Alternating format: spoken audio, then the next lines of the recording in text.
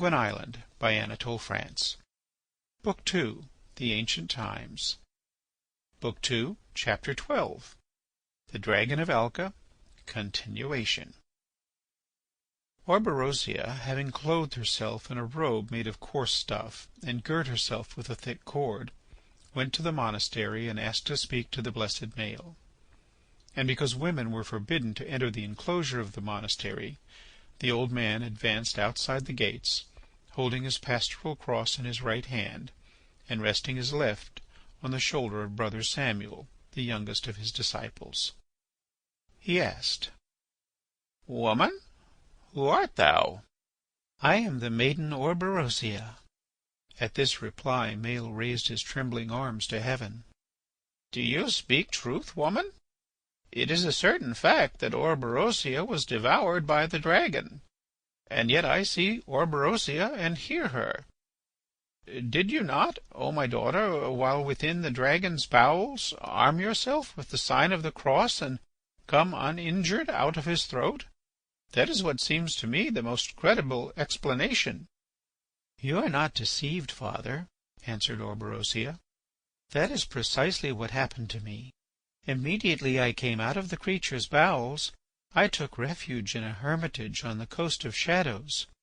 I lived there in solitude, giving myself up to prayer and meditation, and performing unheard-of austerities, until I learned by a revelation from heaven that a maid alone could overcome the dragon, and that I was that maid."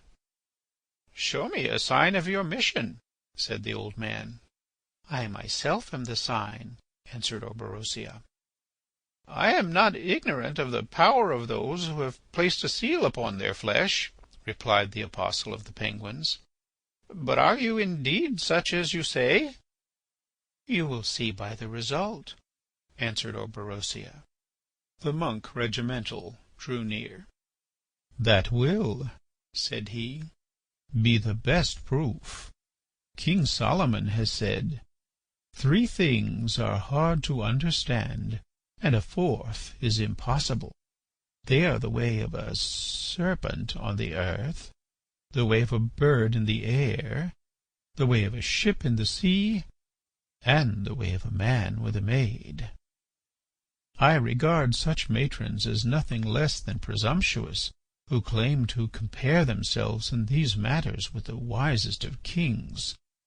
Father, if you are led by me, you will not consult them in regard to the pious Orberosia. When they have given their opinion, you will not be a bit farther on than before. Virginity is not less difficult to prove than to keep. Pliny tells us in his history that its signs are either imaginary or very uncertain." The author inserts a note at this point. We have vainly sought for this phrase in Pliny's Natural History. "One who bears upon her the 14 signs of corruption may yet be pure in the eyes of the angels, and on the contrary, another who has been pronounced pure by the matrons who inspected her may know that her good appearance is due to the artifices of a cunning perversity. As for the purity of this holy girl here, I would put my hand in the fire in witness of it." He spoke thus because he was the devil, but old Maël did not know it.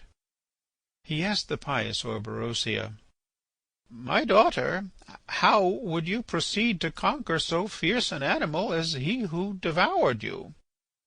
The virgin answered, "Tomorrow at sunrise, O Maël, you will summon the people together on the hill in front of the desolate moor that extends to the coast of shadows, and you will take care that no man of the penguins remains less than 500 paces from those rocks, so that he may not be poisoned by the monster's breath.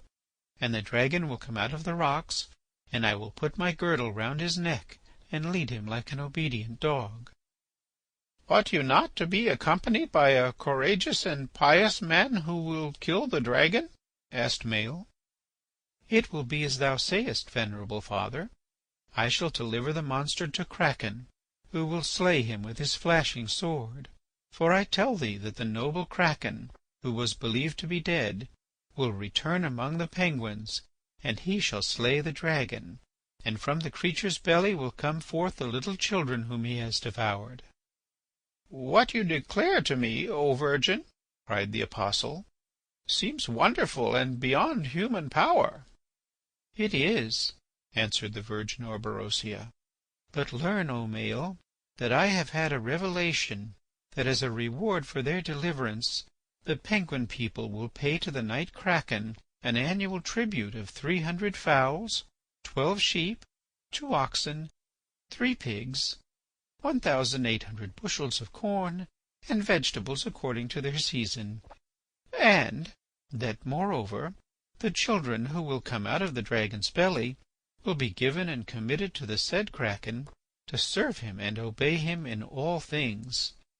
If the Penguin people fail to keep their engagements, a new dragon will come upon the island more terrible than the first.